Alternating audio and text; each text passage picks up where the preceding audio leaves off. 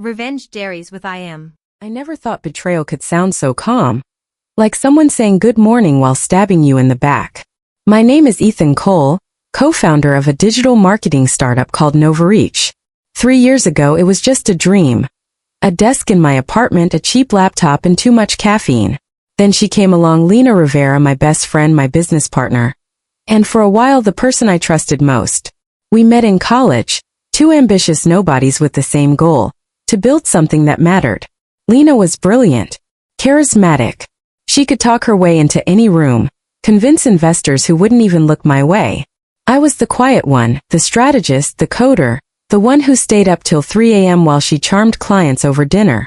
Together we were unstoppable. Novareach exploded in just 18 months. Big brands, big money, big dreams. Everyone saw us as a power duo. The digital revolutionaries. One magazine called us. But behind the perfect partnership, cracks were forming. It started small, Lena missing deadlines, taking calls behind closed doors, brushing off my questions with that soft, dangerous laugh. "You worry too much, Ethan," she'd say, tossing her hair back like it was all a joke. But there was something in her eyes, something she didn't want me to see. Then came the night I'll never forget. We were at a launch party, our biggest contract yet. Music, champagne, flashes of cameras. I raised my glass to toast our success, but Lena's phone buzzed, and her smile faltered just enough for me to notice. She excused herself and stepped outside. 5 minutes. 10. 15. I followed. She stood under the dim light of the parking lot, whispering into her phone, her voice sharp and low. I couldn't catch the words, but I caught the tone, the kind that didn't belong to a friend or partner. When she turned around and saw me, her face went pale for half a second before she recovered with that same disarming smile. "Just talking to a client," she said quickly. But her phone screen lit up again. And in that brief second, I saw the name flashing across it. Michael, Apex Media. Our biggest rival. My chest tightened. Something told me this wasn't just business. And for the first time in 3 years, I didn't see my best friend standing in front of me. I saw a stranger. They say betrayal doesn't happen overnight. It grows slowly, hidden under smiles and good intentions, until it's too late to stop it. After that night in the parking lot, I tried to convince myself I'd imagined everything. Maybe Lena was just talking to a client. Maybe Apex Media had reached out for a collaboration. Nothing more. That's what I told myself. But deep down, a quiet unease had already started to take root. It began with the meetings I wasn't invited to. Lena started scheduling quick syncs with our investors, saying they were too informal to bother me with. I'd walk into the office and find her in the conference room, laughter echoing through the glass walls, while I stood outside holding the files we were supposed to present together. When I'd ask later, she'd shrug it off. "Oh, it was just a casual talk, Ethan. Nothing major. You'd have been bored." But I wasn't bored, I was being sidelined. Then came the financial inconsistencies. Our accounts showed minor discrepancies. Nothing dramatic at first. Just missing receipts, vague marketing expenses, transfers labeled as client retention costs. The kind of thing you'd overlook when you trust someone completely. I remember staying late one night to balance the books. Lena had already left, saying she had dinner with a potential sponsor. When I checked the expense sheet, there it was again. Another transferred to a company I didn't recognize. Lyric Communications. A quick search told me it was a subcontractor. Oddly enough, one tied to Apex Media. My stomach dropped. Still, I told myself I was being paranoid. I even laughed about it the next morning. "You're overthinking, man. Lena wouldn't do that." But the laughter didn't sound convincing, not even to me. The next few weeks blurred together. The energy in the office had shifted. Lena was colder, sharper. She snapped at the interns, ignored my suggestions, and kept locking her office door. One afternoon I overheard her talking to someone, her voice low and clipped. "Don't send it yet. He'll notice." I froze outside her office. The he she mentioned, was it me? I told myself no, it couldn't be. But the doubt kept gnawing at me like a slow, steady leak. That night I couldn't sleep. I kept replaying every little thing. The secret calls, the hushed meetings, the missing money. And then the memory of that parking lot scene flashed before me again. Her face, pale under the streetlight, caught between guilt and surprise. For the first time, I started to fear the truth. The next red flag came wrapped in praise. At our next client meeting, Lena interrupted me mid-presentation, taking over with her usual confidence. She was charming, quick, magnetic. She always had that edge. But when the client complimented our campaign, Lena smiled and said, "Oh, that was mostly my idea. Ethan helped polish it up." My idea? I'd spent 3 nights perfecting that campaign. I forced a smile, pretending it didn't sting, but inside, something cracked. After the meeting, I confronted her. "You took credit for my work." She raised an eyebrow, unbothered. "Oh, don't be dramatic. We're a team. What's mine is yours, right?" Her tone was playful, but her eyes were cold. That night, I sat in my car outside the office for a long time, just staring at the building we'd built together. It no longer felt like ours. It felt like hers. Then came the unfair treatment. Lena started cutting me out of decision-making. She'd approve designs, negotiate contracts, and change strategies without even telling me. I'd find out from employees, or worse, clients. When I called her out, she accused me of being controlling. "You're suffocating the brand with your perfectionism, Ethan. Learn to trust me." Trust. That word hit like a punch. The same word she was slowly weaponizing against me. Our friendship, once effortless, became a minefield of forced smiles and clipped conversations. I missed the old Lena, the one who used to brainstorm with me until sunrise, fueled by cheap coffee and big dreams.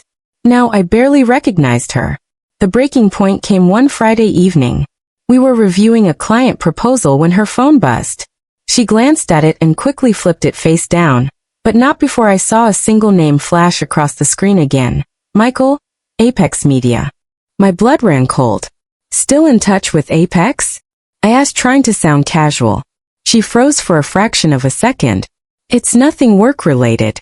Don't overthink everything, Ethan." Her voice was calm, but her hands were trembling.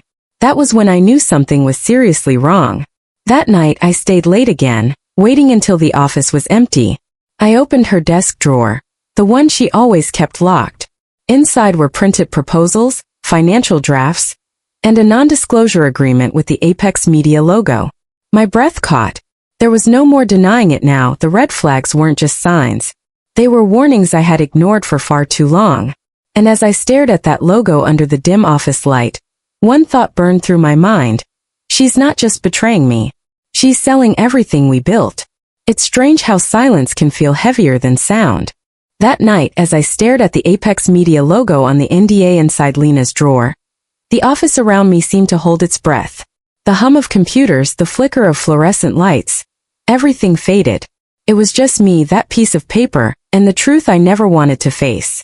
Lena wasn't just lying. She was selling our company.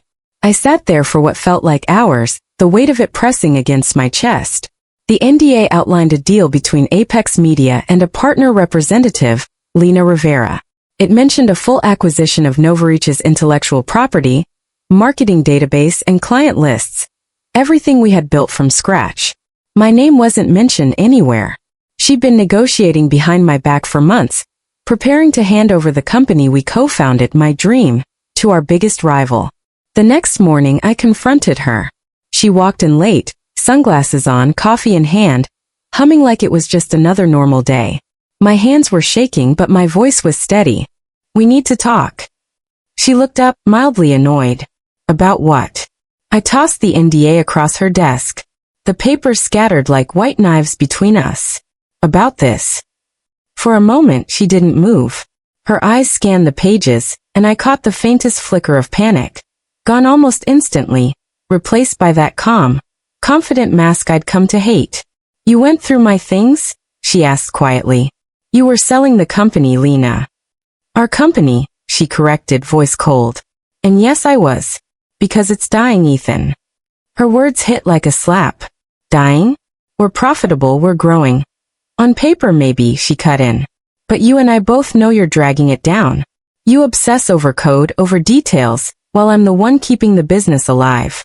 Apex offered me, us, a chance to make something bigger. But you wouldn't understand that." My heart pounded in my chest. "You mean they offered you something? Not us." Her silence said everything. She didn't even try to deny it. That was the moment the partnership, the friendship, died. I could see it in her eyes. There was no guilt, no shame, just cold justification. I tried to reason with her, one last time. We built this together. You can't just sell it out from under me. Watch me, she said simply. I already signed the intent letter. Apex's legal team will finalize it next week. Once the sale goes through, they'll absorb Novareach. You'll get your share, technically.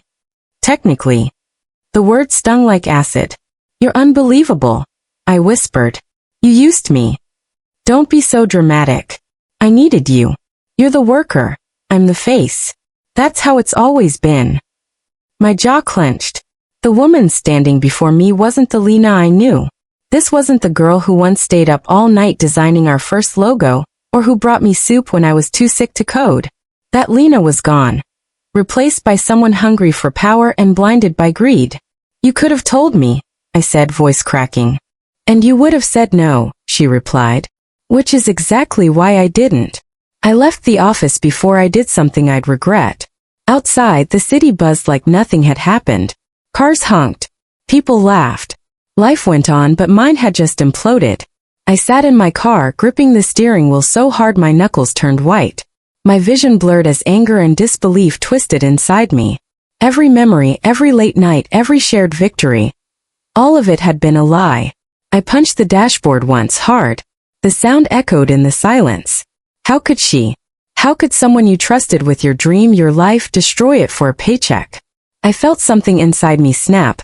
Not just anger, but a cold, calculating calm. She wanted war. She'd chosen the wrong person to betray. The following days were a blur of fake smiles and strategic patience. I went to work like nothing had happened. Lena was careful now, too careful, pretending everything was fine. But behind her perfect posture and rehearsed charm, I could sense her tension. She thought she had won already. She had no idea I had copied the NDA, the emails, the bank transactions, all the evidence I needed. I wasn't going to confront her again. I was going to expose her on my terms in my time. The heartbreak was still there, heavy as ever. But beneath it, something new had started to grow. A quiet, focused rage. And when I looked in the mirror that night, I barely recognized the man staring back. The pain had burned something out of me, and left behind something colder, smarter, patient. The kind of man who doesn't just get even. He gets the last laugh. I didn't sleep for days after finding out what Lena had done. Every time I closed my eyes, I saw her face, calm, collected, unbothered, as she told me she'd sold our company behind my back. The same face I'd once trusted with everything.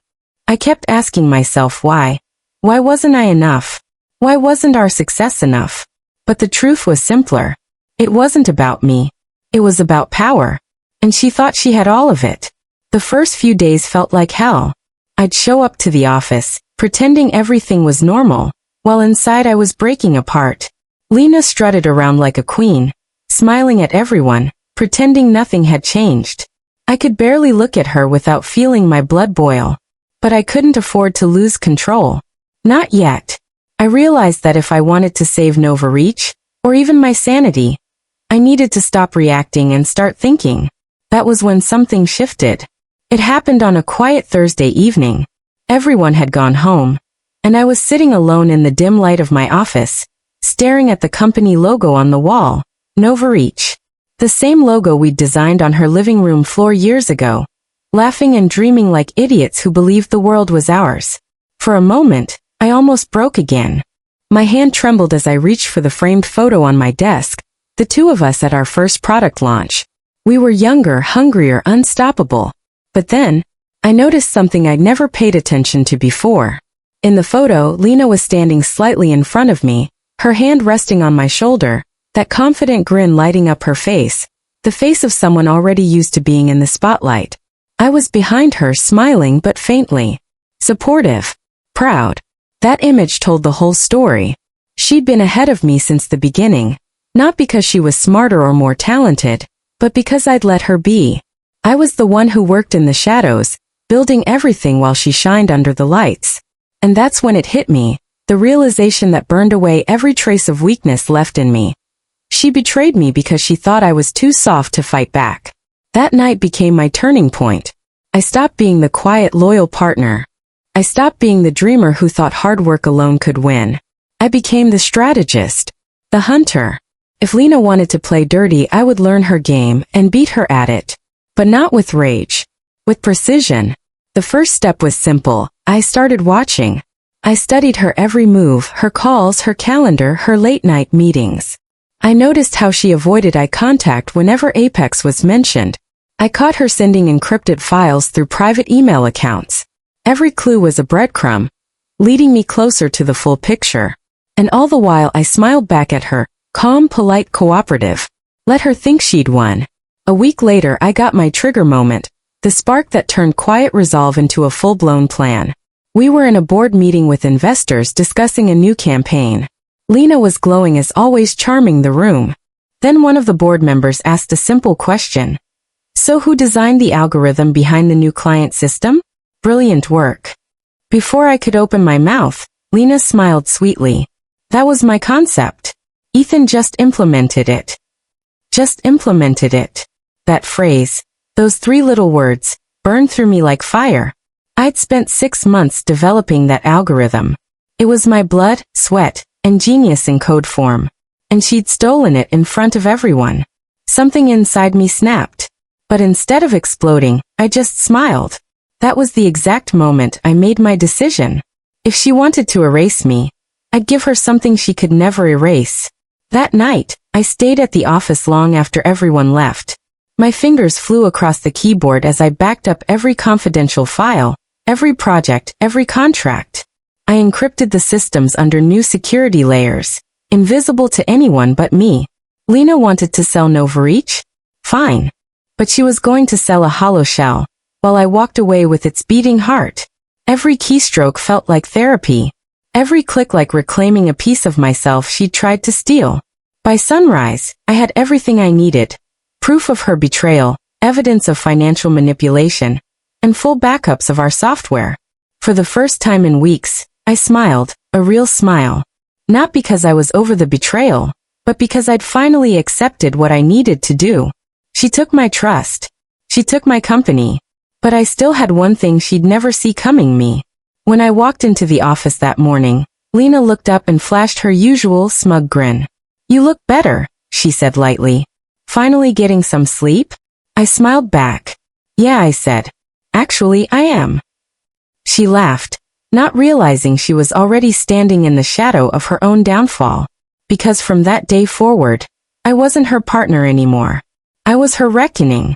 By the time I decided to fight back, I knew subtlety would be my deadliest weapon. Lena loved spectacle. Headlines, handshakes, smiles for the cameras. She assumed every battle was won under bright lights. I would win in the dark. I would let the light reveal everything she'd been hiding. I started with the obvious. Contracts, emails, bank transfers. Forensic traces don't lie, and arrogant people make sloppy mistakes when they think no one is paying attention. I pulled copies of the NDA, the intent letter with Apex, and the draft invoices labeled with Lyric Communications. I matched timestamps with meetings she claimed were casual. Every overlap, every deleted draft I restored, and every backchannel email I salvaged built a story that didn't need emotion. It needed facts. If she was selling Novareach, she was selling our clients, our technology, our future. I couldn't let that heartbeat leave with her. I created air-gapped backups of every core repository. I mirrored databases, exported client lists, and archived old commits with full authorship logs. To anyone looking, nothing appeared missing. The systems ran normally. But beneath the surface, I possessed the master keys. If Apex tried to migrate the tech, they'd find nothing they could use without triggering my contingencies. Money tells the truth where words obfuscate. I traced the odd transfers to shell entities, connected them to Apex associates, and compiled a timeline showing when Lena started funneling funds. I anonymized copies and prepared redacted spreadsheets for key people who needed convincing. Investors, our main clients, and a compliance attorney I could trust. The plan wasn't to sue immediately. It was to get the right people whispering at the right time. Rumors in the right ears become actions. Lena still thought she controlled the narrative. She loved leaking just enough to steer opinion. So I fed her bait. A subtle false lead. I let a planted intern overhear and mention a private investor who's reconsidering the sale. I allowed a forged but plausible message to appear in her inbox from an Apex rep asking for the final client export. I made sure the logs would show her responding with the time and a server name. If she tried to proceed, she'd expose the final move on paper, time-stamped and undeniable. Revenge isn't a solo sport. I reached out quietly to the few who still trusted me. A veteran client who remembered when Novareach was 2 people in a cramped apartment, an ex-mentor now on a small board, and the compliance attorney who owed me a favor. I didn't explain everything. I showed them curated evidence that would make them act. Allies would provide credibility and amplify the damage when the moment came. I didn't want a lawsuit slog. I wanted exposure that hit where it mattered: reputation, investor confidence, client trust. The plan: a cascade. First, a private notice to our major clients warning them of unauthorized data transfers. Second, a confidential briefing to our top investors showing the financial trail. Third, a controlled leak to a journalist who specialized in startup scandals. Each step depended on the previous one to create momentum. The key was timing. Too early and Lena could regroup. Too late and the sale would pass. While I worked, Lena remained blissfully in control. Or so she thought. She continued her public charm offensive. Glossy posts, interviews, and late-night dinners with Apex reps. Her confidence only sharpened my focus. Arrogance is brittle. The more she flaunted it, the more she exposed the spots where it would crack. Tension grew in small ways.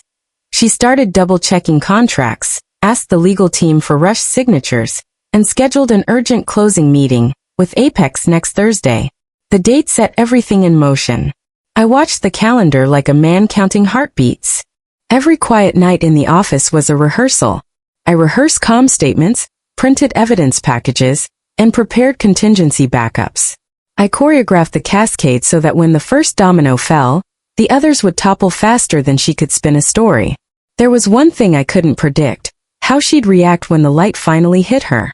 Would she deny, scream, or charm the room into believing her version? That uncertainty tasted like acid and adrenaline. But I had something she did not: patience, proof, and the will to let time do its work. Next Thursday's boardroom would be the stage. She would walk in thinking she owned the script. I would walk in with the ending she never saw coming. The last laugh wouldn't be loud, it would be irrevocable. And as the deadline approached, the office felt smaller, charged with a silent electricity. Everyone else went about their days oblivious. Lena smiled wider, thinking victory was hers. She was enjoying her triumph right up until the moment the lights came on. The boardroom smelled like polished wood and cheap confidence. Crystal glasses clinked in a toast I wasn't invited to. Lena stood at the head of the table, all practiced warmth, the queen on her throne, as Apex's legal counsel sat to her right, smiling like a man who already bought the billboard with their faces on it. I walked in with a single folder, and the calm of a man who'd rehearsed silence until it landed with impact. The projector hummed to life. Investors glanced up. A few employees in the back shifted, sensing something was off. Lena's smile didn't falter. Confidence was her armor. She liked the sound it made. "Ethan," she said, voice light. "Everything okay?" "Perfectly," I thought. "Yes," I said. "I have something to share." I placed the folder on the table and clicked the remote. The screen flashed our logo, then a timeline of emails, bank transfers, and server logs, each entry annotated and timestamped. The silence. That's all that followed after the last slide faded to black. The boardroom that had once buzzed with laughter and champagne clinks now echoed with the sound of breathing. Shallow, uneasy, and filled with disbelief. The glossy Apex representatives stared at each other, then at Lena, their smiles curdling into quiet panic. The evidence had spoken louder than any accusation ever could. Every email, every illegal transfer, every message to Apex's CFO. Her secret deal laid bare before everyone who mattered. Lena tried to recover, of course. This is fabricated," she stammered, her voice wobbling under the weight of her own unraveling. "You expect us to believe." But the lead investor cut her off. "We verified those account numbers, Lena. They're real." Her jaw trembled. The mask slipped, just enough to reveal the fear underneath. Ethan, you don't understand. I understand perfectly, I said quietly. You weren't just selling the company. You were selling me out of it. Apex's legal team stood abruptly, gathering their papers. This meeting is over. We'll be in touch. Translation: the deal's dead. And just like that, the room emptied around her. Her empire, the one she'd tried to steal, collapsed before her eyes. That night, I stayed late in the same office where it had all begun. No more pretending. No more shadows. The board had voted to remove her as co-founder. Her accounts were frozen. Her reputation? Already being shredded across every business news feed. Novareach co-founder exposed for corporate espionage. Her name, once synonymous with charm and ambition, now stood for betrayal and greed. And me? The man she'd called just the worker? I became the face of the company she tried to destroy. Investors rallied behind me. Clients dead. The headlines shifted. Ethan Cole saves startup from internal sabotage. For the first time, I didn't feel small. I didn't feel like the quiet half of a duo. I felt like the man who'd finally claimed what was rightfully his. A week later, she showed up at the office. No guards. No cameras. Just a desperate, broken woman standing in the lobby, asking for me. I almost didn't go down. But curiosity won. She looked nothing like the woman I'd built a company with. Her hair was disheveled, her eyes red. The arrogance was gone. Ethan, please just listen, she whispered. I didn't mean for it to go this far. I only wanted. I stopped her right there. You wanted more. You always did. You could have had enough. But enough was never enough for you. Tears welled in her eyes. Maybe they were real. Maybe not. It didn't matter anymore. You got what you wanted, I said softly. And now so did I. I turned and walked away, leaving her standing under the company logo. The same one she once said we'd make shine across the world. It still did. Only now it didn't have her name under it. Weeks turned into months. Novareach grew stronger, cleaner, more focused. We launched a new campaign, one built on honesty, innovation, and resilience. It went viral. Investors doubled down. One night, I stood on the rooftop, city lights reflecting off the glass towers below. The same skyline we once dreamed of conquering together. And for the first time, I wasn't angry anymore. Betrayal had burned me, yes, but it had also forged me. Because pain isn't the opposite of power. It's the price of it. And then came the poetic justice. Months later, I read that Apex Media had blacklisted Lena after discovering her fraud history. No one wanted to work with her. The investors she courted now crossed the street to avoid her. She didn't lose just her career. She lost the one thing she valued most. Her reputation. The woman who wanted all the credit was now just a cautionary tale. Meanwhile, Novareach thrived under my leadership. The company she tried to steal became the symbol of her downfall. That was my final laugh.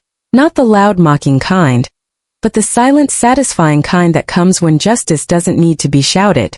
Sometimes life doesn't give you revenge in blood or fire. Sometimes it hands it to you in poetic symmetry. A betrayal answered by success. A thief destroyed by her own greed. And me? I didn't just survive her betrayal. I built an empire on its ashes. She betrayed me, but I got the last laugh.